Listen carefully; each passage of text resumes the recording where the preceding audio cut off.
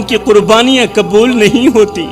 جو لوگ یہ 5 گناہ بڑے فخر اور بڑے شوق سے کرتے ہیں نا، ان کی قربانیاں تو کیا، ان کی نمازیں بھی ان کے منہ پر مار دی جاتی ہیں، قبول نہیں ہوتی۔ ان کی دعائیں آسمان کی طرف اٹھنے سے پہلے ہی ٹھکرا دی جاتی ہیں۔ ارے قربانی کا جانور جو بے زبان ہوتا ہے، شاید وہ بھی ان کے عملوں کو دیکھ کر، ان کے کرتوتوں کو دیکھ کر اللہ کے حضور عرض کرتا ہو، یا اللہ، یہ شخص، یہ برا شخص، یہ گنہگار شخص، یہ بدکار شخص مجھ جیسے بے گناہ کو تیرے نام پر ذبح تو کر رہا ہے، لیکن خود تو گناہوں میں لت پت ہے۔ میں بے گناہ ہوں اور یہ خود گناہوں میں لت پت ہے اور توبہ بھی نہیں کرتا۔ خدا را میری قوم کے نوجوانوں، مہنگے پیسوں سے خریدے گئے جانور کی بد دعا سے ڈرو۔ قربانی سے پہلے ان 5 گناہوں سے توبہ کر لو، سچی توبہ کر لو۔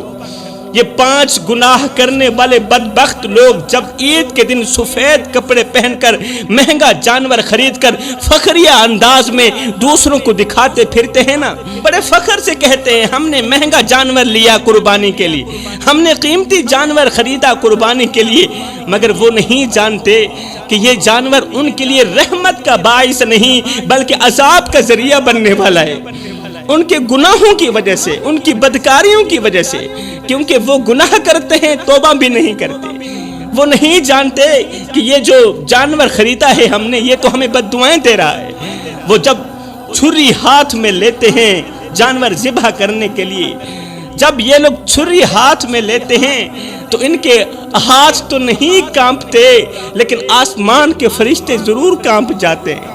آسمان کے فرشتے ان پر لعنتیں کرتے ہیں۔ یہ وہ ہاتھ ہیں جو رات کو گناہوں میں مصروف رہتے ہیں، یہ وہ ہاتھ ہیں جو رات کو شرابوں میں مصروف رہتے ہیں اور دن کو اللہ کی راہ میں قربانیوں کے دعوے کرتے ہیں۔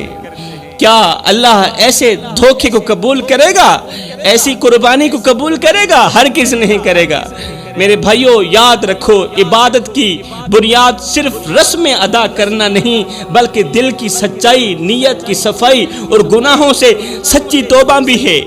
اس لیے میرے بھائیوں، اگر تم چاہتے ہو کہ تمہاری قربانی آسمان کی بلندیوں تک ضرور پہنچے، تمہاری یہ دعوت، تمہاری یہ عبادت آسمان کی بلندیوں تک ضرور پہنچے، اگر تم چاہتے ہو کہ تمہاری یہ قربانی آسمان کا، عرش کا دروازہ ضرور کھٹکھٹائے، فرشتے تمہارے لیے دعا کریں اور اللہ تمہیں اپنی رضا کا پروانہ دے دے، تو فرمایا ان 5 گناہوں سے جلد از جلد توبہ کر لو۔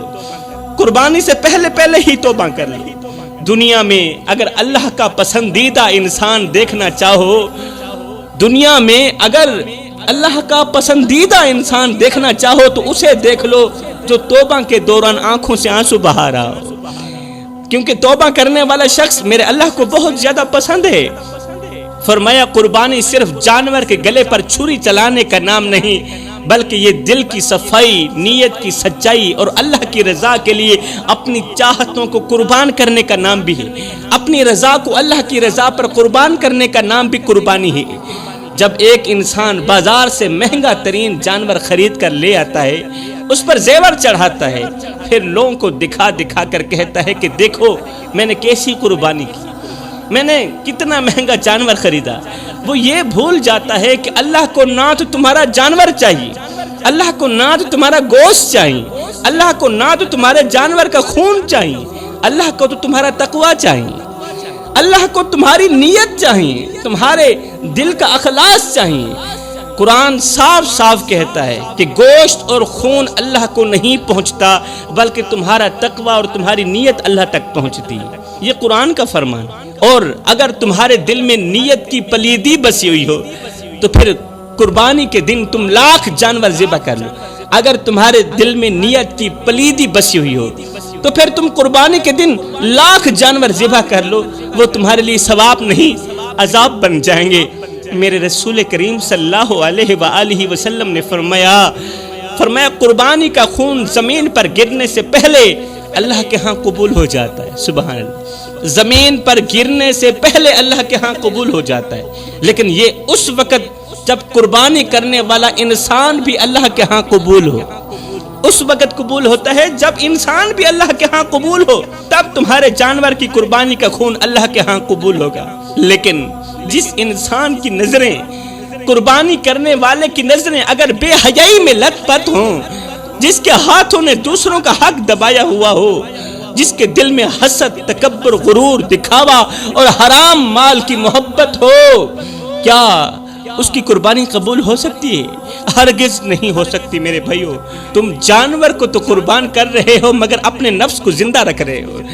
تم چھری جانور کی گردن پہ چلا رہے ہو مگر اپنے گناہوں کی گردن بچا رہے ہو۔ سن لو میرے بھائیو، جب تک تم توبہ نہیں کرو گے، جب تک تم ان 5 گناہوں سے باز نہیں آؤ گے جو ابھی میں تمہیں بتانے والا ہوں، تو تمہاری قربانی آسمان کی دہلیز تک نہیں پہنچے گی، تمہارے منہ پر ہی مار دی جائے گی اگر تم ان گناہوں سے توبہ نہیں کر لیتے۔ اب بات کرتے ہیں کہ آخر وہ کون سے گناہ ہیں۔ توجہ کیجئے گا میری قوم کے نوجوانوں، آخر وہ کون سے گناہ ہیں جو ہماری قربانی جیسی عبادت کو قبول نہیں ہونے دیتے؟ آخر وہ کون سے گناہ ہیں جن کے کرنے سے انسان کی کوئی بھی عبادت قبول نہیں ہوتی؟ نہ نماز قبول ہوتی ہے، نہ روزہ قبول ہوتا ہے، نہ زکوٰۃ اور نہ ہی قربانی قبول ہوتی ہے۔ فرمایا ان میں سب سے پہلا اور سب سے خطرناک گناہ ہے شرک۔ پہلا گناہ شرک ہے جو ہماری کوئی بھی عبادت قبول نہیں ہونے دیتا۔ میرے رسول کریم صلی اللہ علیہ وآلہ وسلم نے فرمایا اے صحابہ، سب کچھ کرنا مگر شرک مت کرنا، کیونکہ اگر تم ساری زندگی نیکیاں کرتے رہو، ساری زندگی نمازیں پڑھتے رہو، اور اگر تم ایک لمحے کے لیے بھی اللہ کے ساتھ کسی کو شریک کر دو تو تمہارا سب کچھ برباد ہو جائے گا، تمہاری تمام نیکیاں ضائع ہو جائیں گی۔ فرمایا شرک صرف یہ نہیں کہ تم بتوں کو پوجو، ارے شرک تو یہ بھی ہے کہ رزق اللہ کی جگہ فلاں بندہ بھی دیتا ہے، یہ بھی شرک ہے۔ بیماری کا علاج، تکلیف کا علاج اللہ کے بجائے کسی فراڈ یا پیر کے ہاتھ میں ہے، یہ بھی تو شرک ہے نا۔ تم اللہ کے بجائے کسی اور کے آگے جھکنے لگو، یہ بھی تو شرک ہے۔ شرک وہ گناہ ہے جس پر اللہ نے خود اعلان جنگ کیا۔ اللہ فرماتا ہے میں ہر گناہ معاف کر دوں گا مگر شرک کو معاف نہیں کروں گا۔ سوچو میرے بھائیو، جس کے لیے معافی کا دروازہ ہی سرے سے بند کر دیا جائے، اس کی عبادت کیسے قبول ہو سکتی ہے؟ جس کا دل شرک میں ڈوبا ہوا ہو، اس کے نوافل، اس کے حج، اس کی نمازیں، اس کے صدقات اور اس کی قربانیاں سب بیکار ہو جاتے ہیں۔ جس کا دل شرک میں ڈوبا ہوا ہو، قربانی عبادت کا حصہ ہے، اور جب اصل عبادت ہی برباد ہو جائے تو تم لاکھ قیمتی جانور ذبح کر دو، وہ صرف گوشت کاٹنے کا عمل رہ جاتا ہے، ثواب کی جگہ گناہ ہی ملتا ہے۔ اور جان لو کہ قیامت کے دن سب سے پہلا سوال توحید کا ہوگا۔ اگر توحید میں ہی کھوٹ نکلی تو باقی تمام اعمال تمہارے چہرے پر ہی مار دیے جائیں گے۔ میرے رسول کریم صلی اللہ علیہ وسلم کا یہ فرمان سن کر ثابت ہوا کہ شرک ایک ایسا گناہ ہے جو ہماری قربانی جیسی عبادت کو بھی ضائع کر سکتا ہے۔ تو جوانوں، پہلا گناہ تو شرک ہو گیا۔ اب بات کرتے ہیں دوسرے گناہ کی جو اللہ کے ہاں ناپسندیدہ گناہ ہے، جو کسی بھی عبادت کو قبول نہیں ہونے دیتا، وہ ہے والدین کی نافرمانی۔ جوانوں، ایک باپ جو ساری زندگی مزدوری کر کے پسینہ بہا کر تمہارے لیے دن رات ایک کرتا رہا، آج وہ بڑھاپے میں تم سے کچھ نہیں مانگتا، بس 2 بول عزت کے مانگتا ہے، مگر تم اسے عزت کے 2 بول سننے کے لیے بھی ترساتے رہتے ہو، عزت کے 2 بول بھی نہیں سناتے۔ تم اس کے احساسات کو مذاق میں اڑا دیتے ہو، تم اس ماں کو جھڑک دیتے ہو جس نے راتوں کو جاگ جاگ کر تمہیں پالا، جو خود بھوکی رہی مگر تمہیں کھلاتی رہی، خود پیاسی رہی مگر تمہیں پلاتی رہی۔ کیا تمہارا اللہ وہی نہیں ہے؟ کیا تمہارا رب وہی نہیں ہے جس نے فرمایا ماں باپ کے آگے اف تک نہ کہنا، نہ انہیں جھڑکنا، نہ انہیں بے عزت کرنا، اور ان سے عزت سے بات کرنا، عزت سے بات کرنا، بے عزت مت کرنا۔ نادانو، جب تمہارا دل بھی اپنے ماں باپ کے لیے نرم نہیں تو تمہارے خون سے بہنے والی قربانی اللہ کو کیسے پسند آئے گی؟ جب تمہارا دل بھی والدین کے لیے نرم نہیں ہے تو اللہ تم پر کیسے رحم کرے گا؟ یاد رکھو، جس کی زبان ماں باپ کو ستاتی ہو اس کی زبان سے نکلی ہوئی بسم اللہ بھی اللہ کے ہاں بے اثر ہو جاتی ہے، پھر بسم اللہ میں بھی برکت نہیں رہتی۔